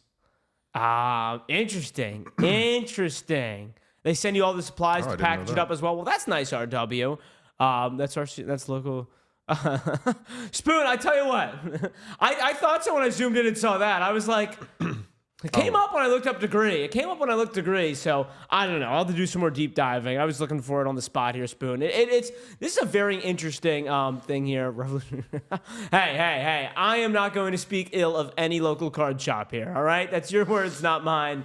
But interesting though. Tag submission kits have been out of stock every time I've looked. Yeah, this is a cool conversation though. I think it's worthy of a big, deeper dive. Mm-hmm. Maybe not today because I think there's a lot of stuff I got to get up today with some of these big hits. But interesting question, Spoon. Always down to look into this stuff even more. What time we got here? At 10:30. Don't let me forget. 10:30, different time today. I want to run that slab or no slab giveaway. But Tag can't keep up. Flanny says that stinks. We'll see, man. It's not a bad thing if Tag can't keep up. They need someone to invest in them, and then they can. You know what I mean? I know we got a lot of good people in here who could be worthy of it. Slab or no slab happening in about 5 minutes, ladies and gentlemen. Flanny's probably right, honestly. Don't let me forget. Interesting, Spoon. I'll tell you this. Gonna put in a request with the old powers that be and say, can you float me a few dollars here? The people want to know all the differences between every grading company. And I think this is a worthwhile investment here. I think it'd be a cool video. Get the same card. And what did we just rattle off? 6 to 8 different grading companies. See how each of them work. And then also see if we put them up to auctions, how those auctions go. So, great idea. What's going on, Esvani? I've been a minute. And Jay Kane says, PSA still king. There are some sports or sets that SGC 10s are catching PSA 10s in value. Really? Also, there's an argument that it's harder to get an SGC 10 than a PSA 10. I did see that recently, Jay Kane. I saw a tweet about it that got like 100 likes, so I was like, I don't know how real this is. What I had seen, the whispers are out there. The rumors are out there. Easy, you put that on a YouTube channel and clear 100,000 views easy. Well, Easy, I would like to invite you. We are on YouTube. Sunco Sports is on YouTube. We've been trying to build it up. I did do a video on buying scam repacks, if you want to take a look at that. That was pretty fun. Spoiler alert, there was actually not a scam. I actually got a really valuable card. What'd you get? I'll have to watch the YouTube video and find I'll out. watch the YouTube video. There you go, baby. It's called the tease in the industry. I'll never buy repacks. Spoon, it was fun. It wasn't my own money. It was a fun YouTube video. So go check that out. Pink Caleb Optic 10, PSA 250, SGC 10, 165, FYI. Yeah, that does not surprise me at all. Does not surprise me at all. But yeah, I want to try that for myself now that we have all this conversation about that. Mav, I know. It was awesome. 100%. Not my money. Shout out to Mike and Ashley here, who are also giving away this box of Bowman Draft 2024. We're going to be giving this away today, ladies and gentlemen, and we're going to be giving away another one next Monday for anyone who follows our Twitter, SuncoastSports _ on Twitter. If you guys are interested, I don't know, if you guys are interested in a box of 2024 Bowman, announcements on more giveaways and stuff like that. But there you go. They're actually not bad, Flanny. We are the word on the street is we're the #1 seller of those as well. Shout out to you guys for making that possible. But man, dude, a lot of good card info right there going on. But look, I'll talk cards all day if you guys want to start throwing out more. But for now, I did want to talk a little bit more about those Atlanta Braves, man. Okay. Those Atlanta Braves, because Jurickson Profar out 80 games with performance enhancers. Also on top of that, Ronaldo Lopez could be out for the season, by the way. We don't know, like the report from the Braves they don't know how long he's going to be out. They're going to have to go do surgery, and from that surgery, they'll find out. That's not good. That's not good. The reports are like at least 2 months. So now, tonight, you get a guy named Bryce Elder on the mound, who, what's the second penalty if you get caught? Good question. Second penalty, full season, I believe, I think it's full season. And then third might be a ban. I'll give Josh Hamilton a call after this. And we'll find that out. Oh, brother. Oh, my goodness. Spoon, last comment is by the player, not the grading company. 100% by the player, not the grading company. But the grading company matters a lot. I do think at the end of this conversation is player matters most. Grading company is not nothing. Like, no. You should not ignore the grading company. I think no sleeves. I think we're right. And we did already say it. RW, of course. Rest in peace to Val Kilmer. Ask Mr. Ringworm. He might know. He went yard last night. Did he not? No, he just had a good game. Tatis, Mr. Ringworm. That's true, Flanny. That's actually a good point, Flanny. It's always funny when I see 9 graded cards. When I see recently sailed, and you see a 9, which in my head, I'm like, 9, that's not bad. Going for less than the raw. Always a brain tickler. But anyways, Braves in trouble, 0-6. They're playing the Dodgers tonight now, and Bryce Elder against Blake Snell. Probably going to go 0-7, if you want me to be honest. We've seen crazier Kregerman, but not looking good. What are we more worried about, though? The Atlanta Braves as a whole, or Rafael Devers, baby? 0 for 19, 15 strikeouts. In 1995, Tony Gwynn had 15 strikeouts in 585 at-bats. Here we are. That's not good. Rafael Devers doing it in 19 at-bats. I just think it's funny. He didn't want to give up third base, and they're like, you don't have a choice. You're going to be our designated hitter. And he said, me? You want me to hit the ball? Like, how about I just don't? Oh, you don't my make me a goodness. designated hitter. Yeah, I mean, it's absolutely crazy. Tony Gwynn could actually hit, though. Oh, stop, Max. Well, first of all, Tony Gwynn, like, the greatest to ever do it, probably. But, like, it's Rafael Devers. This guy's a perennial all-star. He's a perennial MVP candidate. I'm not saying he's a perennial MVP. But, like, it's absolutely nuts to me that a guy becomes this bad. I mean, something's going on. I do not think it is not nothing. Hang on here. Did I? Let me find it. I found some data here on the old card ladder on Rafael Devers. It is tanking. Spoon, dude, did you see irrevocable bids and employees can buy in sports cards auctions now? Spoon, I'm not sure what you're talking about, to be honest with you. Let me know. I might not be able to get to this today, but if you can give me like a brief synopsis of what you're talking about, and then I can do like a deep dive. And 10:30. 10:30. Thank you. I can do a deep dive, and we can make that a big topic on tomorrow's show because that sounds controversial, and I don't want to speak on something that I might not know all the details to if it's controversial. Let me get this Rafael Devers card ladder data up. Son of a gun. Josh forgot to put it in the Google Drive. Hand up. That's on me.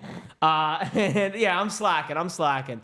B-Love, it's a jam-packed show today, and we're making up for lost time after 2 days. So let's go. Let's get a slab or no slab giveaway up. Bang. That is on the screen now. And give me 1 second to get this givey up. All right. 15 minutes on the clock. And do not go anywhere, guys, because this is just jam-packed. Baseball news, baseball reaction, and huge giveaways. This might be the first time that a little piece of you might not want to win the giveaway. Yeah, because then you can't win the. Yeah. Let's do it. Think about that. I think you should just do a 12-hour show a la Booker. I'm sure you know what that's in reference to. You keep your ears to the streets. A Senator Booker doing a 24-hour senator speech. I was thinking Devin, but Cory Booker. Yeah. That's why I was confused. And it was actually 25 hours, 2 minutes. 25. Oh my goodness, that's crazy to me. Let's see, we got a lot going on here in the chat. I got to catch up with. Flanny did not know Cruz doing that bad too. Yeah, not doing great. Biggio did it once and still hit like 304 that season. That's true, Mav. Good stat. B-Love calling me slacking. What else we got? Mav, there were like 7 people who started 0 for 19 or worse. I think 4 of them hit their career averages. 1 guy was in his first season and never made it back. All right, that's actually nuts, Maverick. Thanks for that research there. I think this is different, to be honest with you, Maverick. And I'm not saying that Devers is like done, like his season will end. I think all in all, like he will ultimately come back. I just don't know at what point it's going to happen. Like I'm thinking about trying to trade for him. I was going to say he might not come back in a Red Sox uniform. This might be his way of throwing a fit and being like, hey, I'm a third baseman, I'm not a DH. Here are my stats to show I'm not a DH. But he can hit. That's the thing. He's a good hitter. He's a good hitter. I think he's just being petty. This is like my dog who doesn't want to go back upstairs after I walk her and just like lays down in the grass. It's like, no, I'm not done being walked. And I'm like, well, you use the bathroom. Like, so to your dog argument here, I like that. This is like your dog laying down in the grass, and then you go inside and you close the door. And all of a sudden your dog's like, yeah, you know what I mean? It's like, I think we've reached that point with Devers where now it's all of a sudden your dog's like, I still want a treat. Yeah. I still want dinner. Kreger, come help me. I think this is Devers being like, he came a little pissy, he came a little pouty, and now he's like, oh crap, I'm lost. Like, I did not put my best foot forward this spring training. Like that point, yeah. I did not, and all of a sudden it started to come, and he thought, it's not going to matter, it's going to come naturally. Now he's starting to be like, oh no. Like, I am searching, and then we know how baseball works. Once you get to that Similar point, to golf, yeah. his bat speed, and I'm not a big like analytics guy, but I think it's not nothing. His bat speed is like crazy down. And big eye test guy, 15 strikeouts and 19 at bats is bad. For those who are Red Sox fans, I know we got a couple in the chat. For those who are baseball fans who have had eyes on Rafael Devers, he is lost. Yeah. So listen, I think he'll be fine in the series of 162. But I do think, like, next few weeks. Yeah. I don't know. It's put up or shut up time. I don't know. Could be interesting. G, they're pretty telling side-by-sides comparison. Yeah. No, that's what I'm talking about, G. Evan Carter almost went 0 for 20 last season, and well, ... Yeah, I've not been monitoring Evan Carter. So license, come on, Spoon, licensed. Come on now, absolutely licensed. Jay Kane, and because he's not fielding, hitting is all he's thinking about. That's true, Jay Kane. I'm interested to see you bring that up. Sleeves, you're talking about a mental stability of a guy that legit thought he was a good fielder, and every number and any data said he was one of the worst, if not the worst fielder of his position. And it's a good point you bring up. Even rookie quarterbacks. Okay, so now I'm disappointed. No, Spoon. First of all, two conversations at the same time happening right now. Bouncing back and forth. Spoon, if a rookie quarterback only signs unlicensed autos, their value goes way up because it is their only rookie auto. But if it's just a blanket statement, licensed or unlicensed autos, I'm always going to say licensed autos. Anyways, I apologize here. Going back to Devers, I think it'll be interesting to see if you're good. No. You are good, Spoon. You are good. It's a fun conversation to have. I just get very worked up and passionate about each and every one.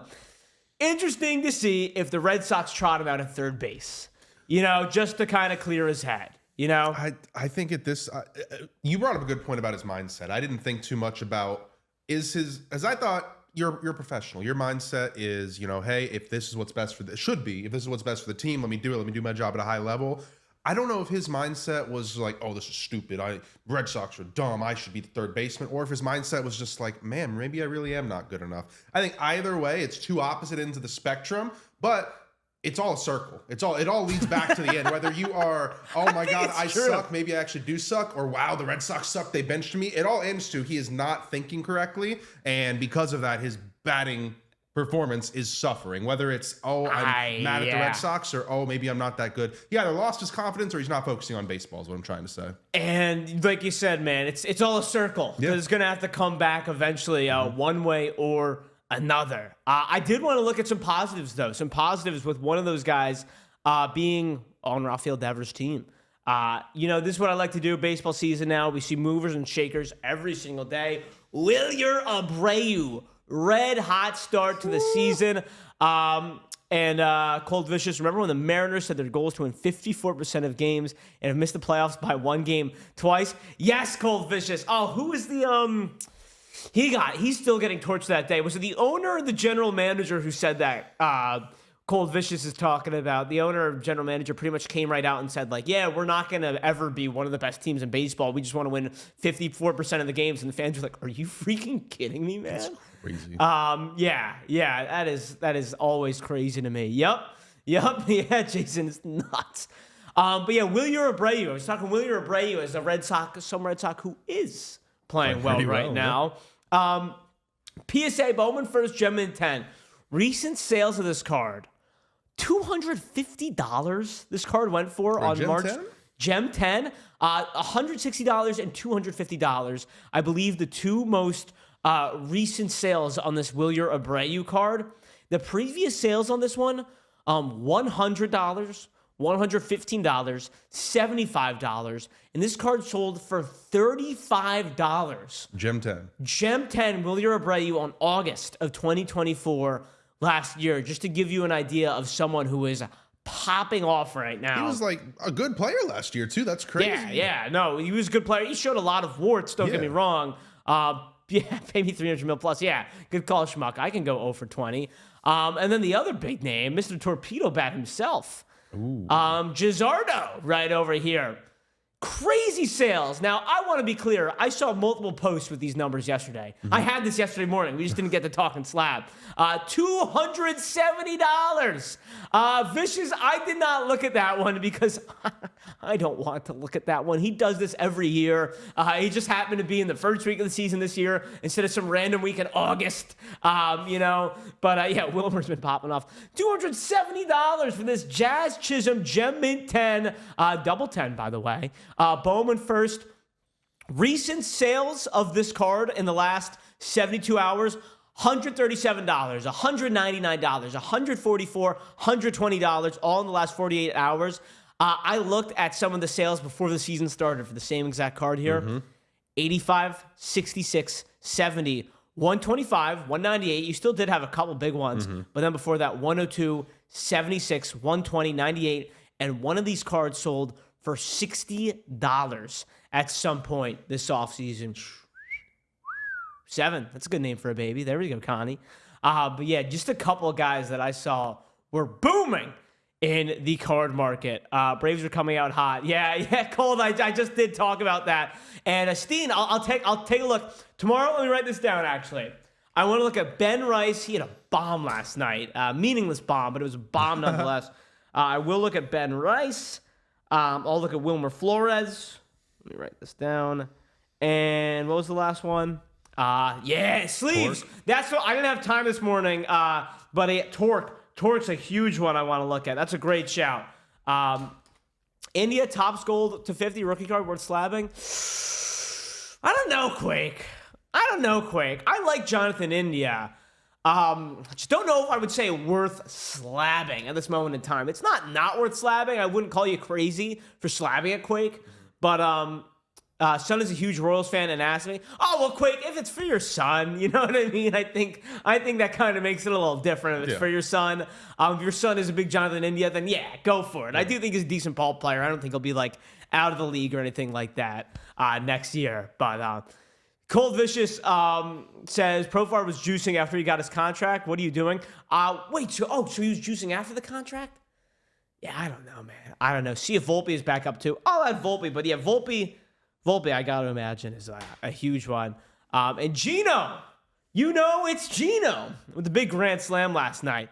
What time we got here? He's got 5 home runs already this season? I didn't know that. Wow. Runs for Gino. I think that's a major league leading 5 home runs. That's right. India got a Class A fastball to the dome.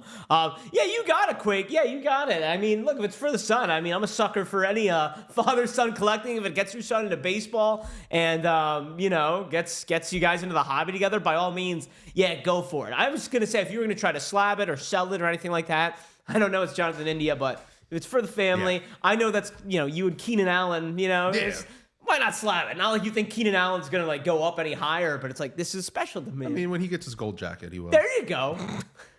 Keep dreaming, Kreger. At one point, it would have been that crazy. Yeah, if he didn't lacerate his kidney 3 times. Oh, come on now. One more name I'd throw out there for a monitor. Just to monitor this guy, Hunter Goodman. Hunter Goodman has hit a ton of home runs in the minor leagues. The Rockies are playing him as an everyday catcher, it looks like. Okay. I would just keep your eyes out for Hunter Goodman as maybe a buy low kind of investment. It's tough over there in Colorado to get any excitement. Bowman's best legend, Hunter Goodman, Connie says. And Quake says he's somehow a Royals fan at 12 and has been his whole life. Let's go. The least you can do is slab up a Jonathan India card for him if he's stuck with it his whole life. That's awesome, Quake. Guy watched him sweep the Mets in 2015 and was like, this is it. Oh, man. He was probably, would have been like 3 then, man. Okay, maybe he didn't He watch might the have Mets not get even swept. seen that. But, dude, good for him. We have enough Yankees fans in the world. We need more Royals fan like Quake's son. Yeah, he was 3 then. I don't know. I guess I didn't realize it was that long ago. Dad, I'm going to watch Eric Hosmer and Mike Moustakas for the rest of my life. Well, I don't know about that one, son. You get Salvador Perez. That's not bad. I'll take Salvador Perez. But good for him. Good for him sticking to the Royals. I know it's been some tough times. That's a true ball lover right there. There was another crazy... Now, like I said, I missed the show yesterday, or not we didn't have a show yesterday. I was proud of this. This got no love on the Twitter. I thought it deserved some more love here. Got to pull up this little thing I made the other day. Here we go. How about this? I do remember seeing this, actually. Carson Kelly card sales after he hit for the cycle. So Carson Kelly... I don't want to call him irrelevant. You know what I mean? That's disrespectful. He's been able to start or play a good amount of games at catcher in the MLB. It takes a lot of skill to do that, no matter what. But for, this guy is just like the pinnacle of mediocrity in terms of an MLB player. So I said, what has Carson Kelly done in the card market? This is not money. This is just how many sales of his cards using data from Card Ladder has happened every day. It was 0, 0, 3, 1, 2, 0, 1, 2, 1, 56. And this was actually at 2 o'clock. So this might have gone way up. At 2 o'clock yesterday, 56 card sales of Carson Kelly from hitting a cycle to not, till the next game. I could not believe the jump we saw in Carson Kelly sales yesterday. So there you go. I mean, track Christian Koss, 30 days since he made the roster. Who's Christian Koss? Cold Vicious. Not to lose ball knowledge. I feel a little stupid here. I got you. It's schmuck. Not he plays sometimes. It's not he plays all the time. All the time. Yeah. I feel like. Okay, man, you guys give me a lot of homework here. I like it. Christian Koss. All right. Thank you for that one. Ex-Red Sox. He was interviewed on MLB Network. Carson was. And he didn't even know if he was on the roster. He was not. Market movers versus Card Ladder. I've only used Card Ladder. That's what we have here. Topps now has a Carson Kelly card yesterday. That's pretty good. Of course they do. Now, I will note, Carson Kelly's triple did happen in the A's bandbox. Isn't it wild? We have 2 Major League ballparks playing in single-A stadiums. Yeah. Do you ever slab Topps Now cards? I have no idea, Cold. I have not seen that. Have you seen that? I have a PSA 10 of the LeBron, Durant, and Curry from the Olympics, the Top Now from when they won the gold. I mean, I didn't personally slab it. I just bought it at PSA 10. But yeah, it's like, I know Connie, for example, has one of, I believe it was when Ohtani and Yamamoto signed with the Dodgers, and it's just them holding up their jerseys. All right. I like them because it's like a piece of history. Like, when Ohtani Yamamoto introduces the Dodgers, you remember where you were. When USA wins that gold medal, you remember where you were. Me personally, so I don't mind slabbing the Tops Now card. It's like a time capsule. That's not a bad point to look at it that way. I know Tops Now takes like a little takes a lot of flack, but sometimes it's like, okay, this is cool. This is immortalizing a moment that was special to me. Yeah. Putting in the slab kind of takes it the extra mile, especially, you know, paper, are they not? Or most of them are paper, so unless you get one of those parallels. So I think putting in that slab does kind of take the extra mile. Exactly. But, you know, this is what I was kind of alluding to also. These games being played in single A stadiums. What are we looking at? This is where the A's press conferences are. I don't know where this is in relation to their ballpark, but it looks like this like little mobile shack that they had to put together, build just for the season. It looked like the Four Seasons in Philly, if you remember that from 2020. That's what it looked like. No politics on the show, Kreger. Okay. You got an angry email. All right? Tyson. No, that was a hilarious reference on your part. It was a good reference, Kreger. Tyson taking down a, I think it is JK. I think it's like a pod. It's got a roof on it, but it looks like a pod. Tyson Q20 taking down the slab or no slab today. Here we go. Tyson, let's see what we're winning. We are cruising today. Let's keep that ball rocking and rolling with a huge slab giveaway. Why not us? All right, ladies and gentlemen, without further ado, Tyson, good luck, my friend. Tyson. 125 or 50. You know the deal. Come on. 125 or 50. 125 or 50.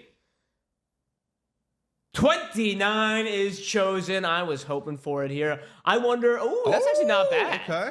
That's actually not bad. I mean, listen, say what you will about T-Law. There are certainly worse cards in the world. Oh, man, I never realized that when you zoom in, you can't really see that on mobile. Trevor Lawrence, the 39 die cut. I'll pull that for you right here. All right, Tyson. When did the Gem 10 Shroud get added in?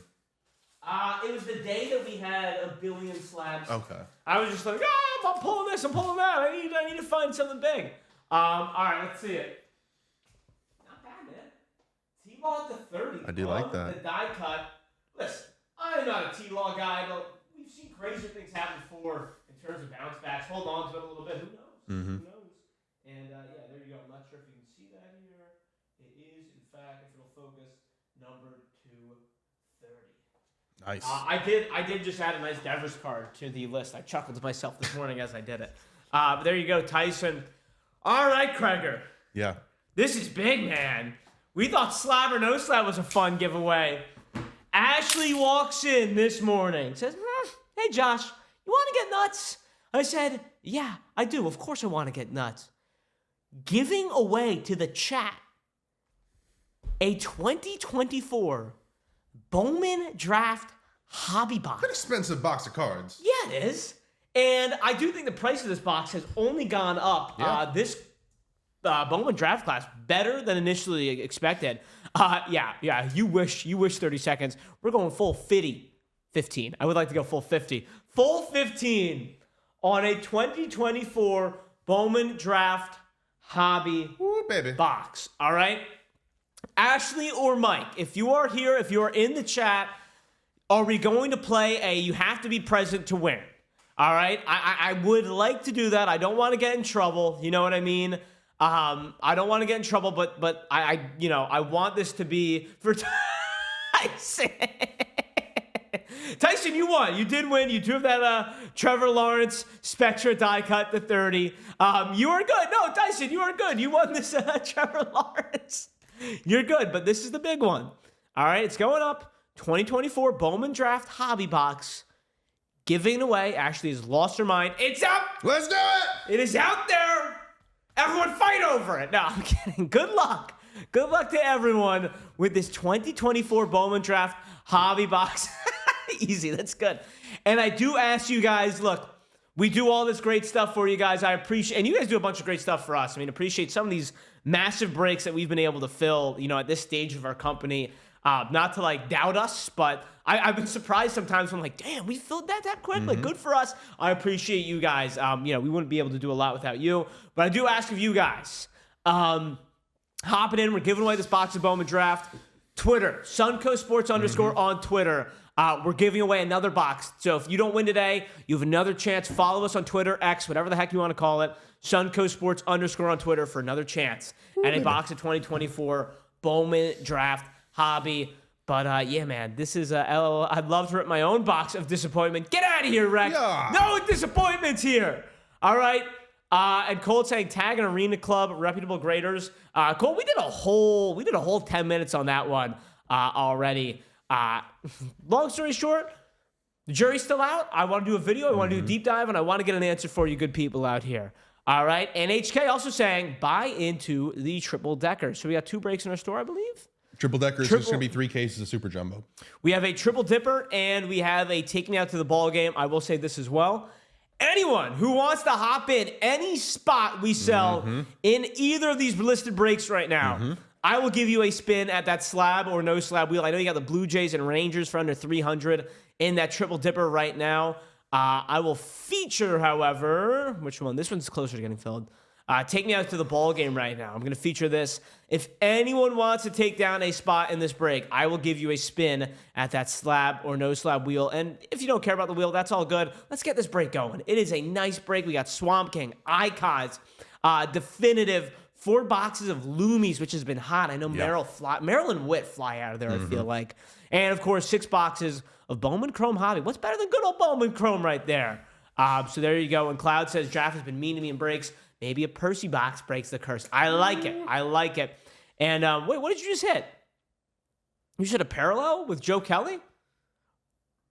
Was that you or C Weezy saying they did that personally? No, C Weezy's a good friend of mine. I think he means MLB The Show got his Joe Kelly card to parallel 5. Okay. That's probably what he means. I thought he meant you just hit one with Joe Kelly. I was like, it sounds awesome. I think he's talking about MLB The Show. Okay, I gotcha. Some other baseball news. Looking at what's been coming out. These how long has baseball been going on, man? 5 or 6 games, give or take. I was about to say like 150 years. Like, yeah, well, yes, that too.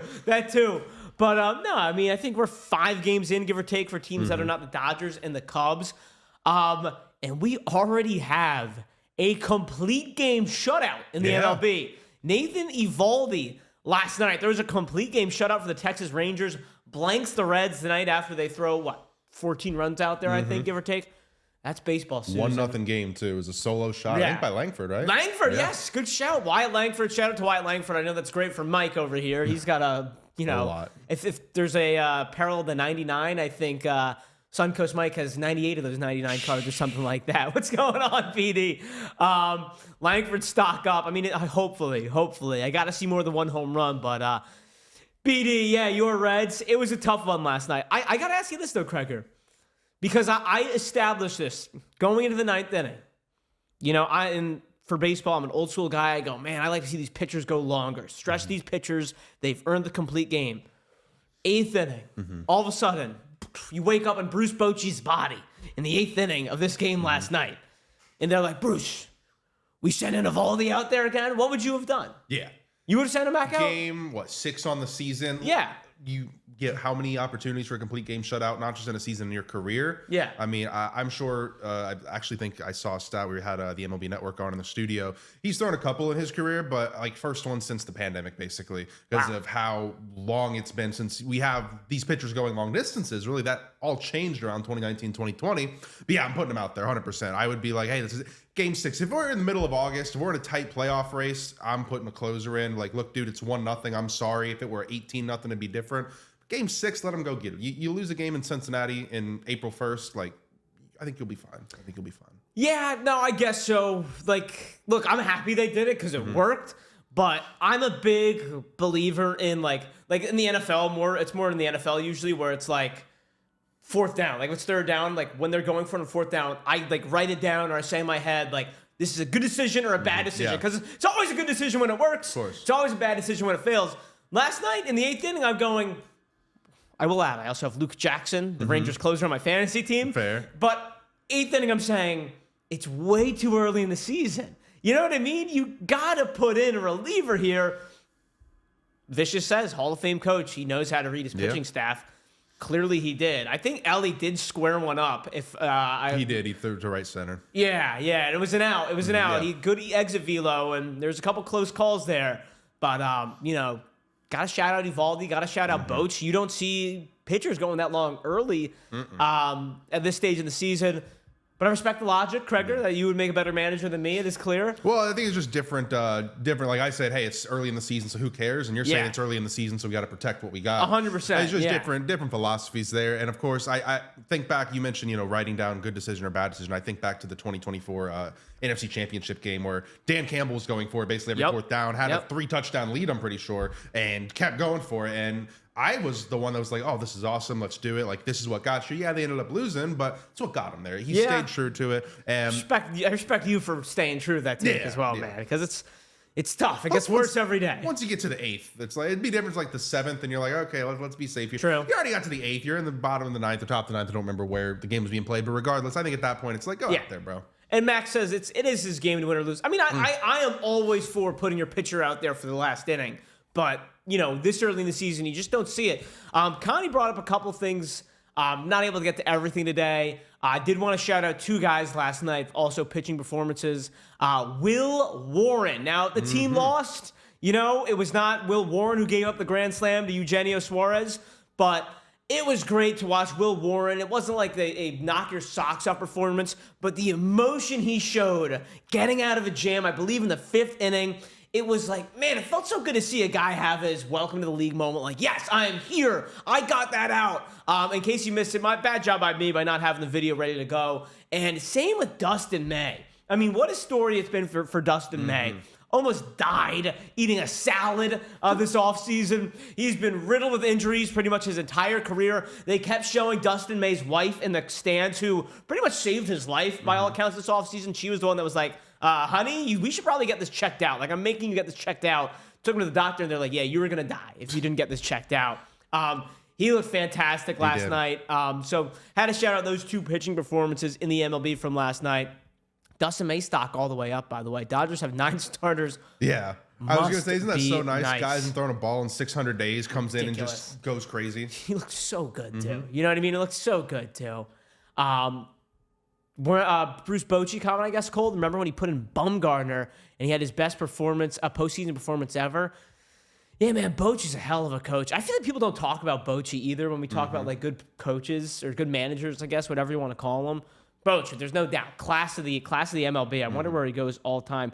It is about 11 a.m. A good morning to everyone. We are going to be getting to breaking in just a minute. About shout out to this. 6 minutes left on the give, you looks like. 6 minutes. We are giving away a box of Bowman draft. It's ridiculous, actually. It's ridiculous. And we do have our break. Trust Boch. Yeah, man, it's ridiculous. I don't know much about that, Vicious. I don't know if you're a Giants fan or what. Anything that's been catching your eyes so far, Kreger? Any sport here? We can go anywhere, man. No, I mean, nothing too crazy has been catching my eye. One thing, as a fan of NBA, Zach Lowe signing with the Ringer, so we're going to have the Low Post podcast back. Going to be very excited to listen to that. That's more off-the-court stuff. But to start with the MLB, it's been the Rays starting 4-1. I think whether we're in Tampa or not, that's something to be excited about. True. Cameron Minsner hitting a walk-off home run on Friday night to start the season for the Rays. We had last night, man, why can't I think of the guy's name? Shane Baz. No, not the pitcher. The Mangum? Magnum, yeah. Guy who, again, I was just like, cool, this guy, back in the league. He was drafted like 4 or 5 years ago, finally made it up. Oh, my goodness. What is... Sorry for the jump scare. That is Shane Baz's official picture this year, by the way. Anyone else catch this when they were on the MLB app yesterday? I did not. That is scary.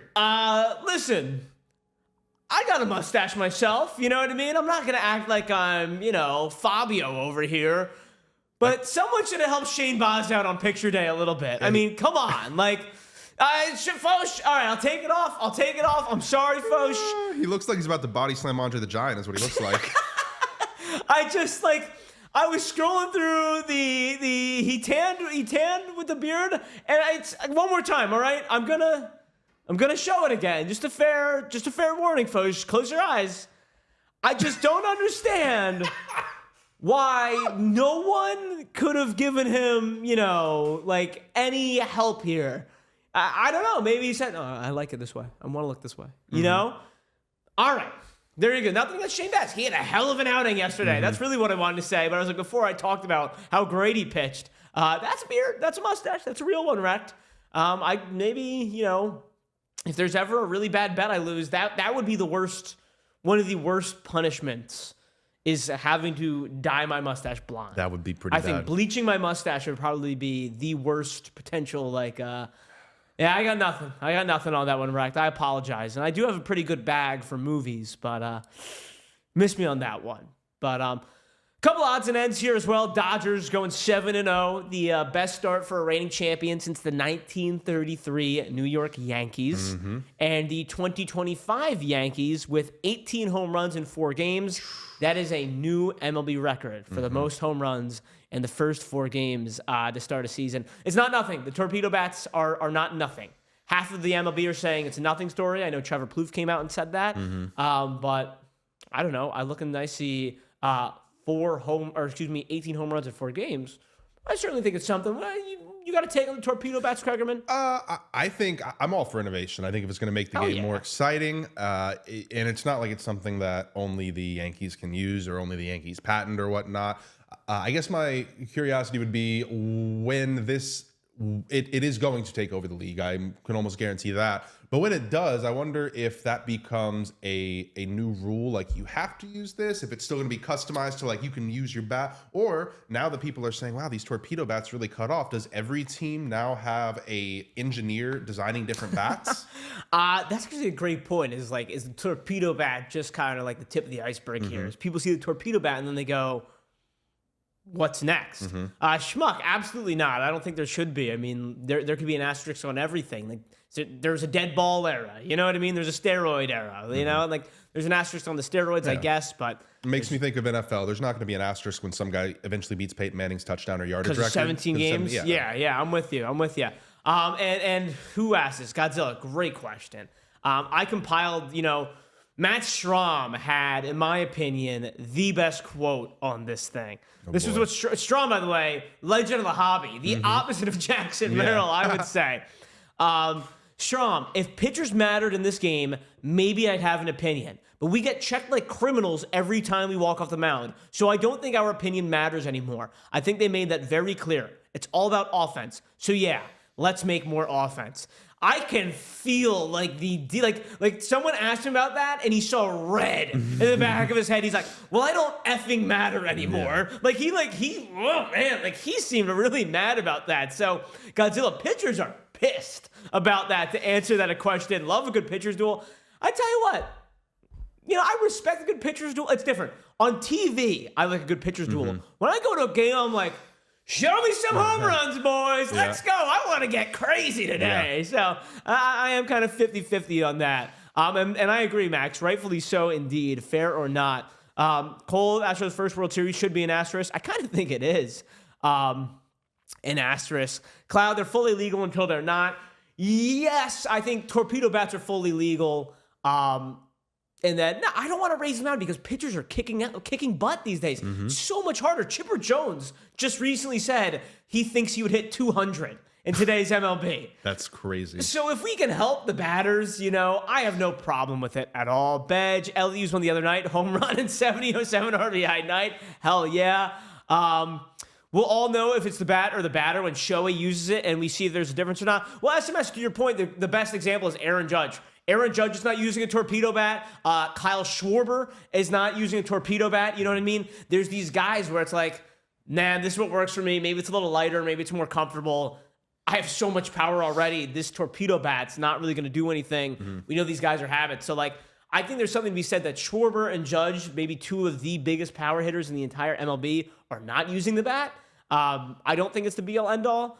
But I do think it's interesting that Volpe has already hit 2, pretty big home runs, What else we got? Gibby's rolling, y'all. Gibby's rolling. Oh, my goodness. It snuck up on me.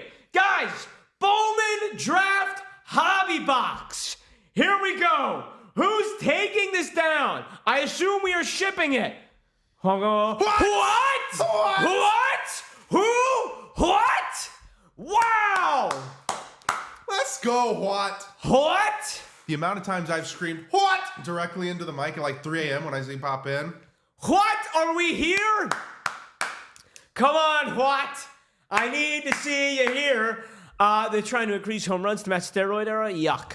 Wow. Hold it up. It's been like a trophy. Spin again for the people, says Max MC. Congratulations to what? Now I gotta give what a chance to reveal themselves.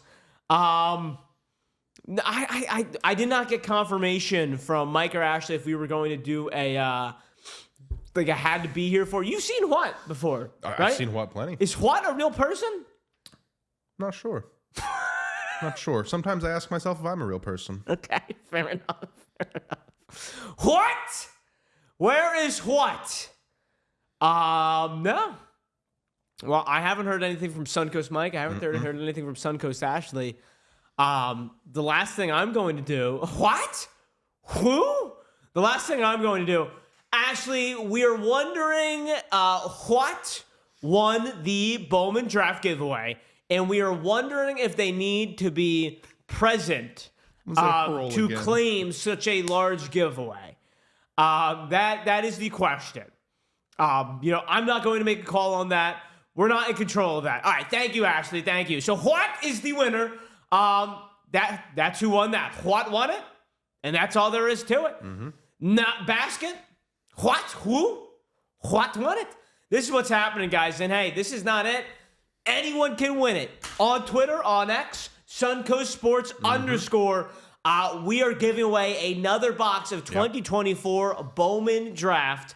So if you want another chance at it, we got it for you guys. Crazy giveaways here at Suncoast. And love me some whipped cream. And guys, 1 second. I'm going to set it over to breaking in just 1 second. But Take Me Out to the Ball Game is in the store. Any purchase gets a spin at that slab or no slab. And Schmuck's right. It's what the fair thing is to do. We run a giveaway. Yep. What won it? And hopefully what will pop in just a moment and say, sorry, my kids were fighting. Sorry, I was on a call. Thank you, guys. You are the absolute best. I'm giving so much crap when I see what in the chat. And I miss Taco Bot as well. Ladies and gentlemen, what a show. Appreciate you guys so much to get through. Kregerman, Jokic, 60 points and lost. Didn't even bother bringing it up. I mean, it's pathetic.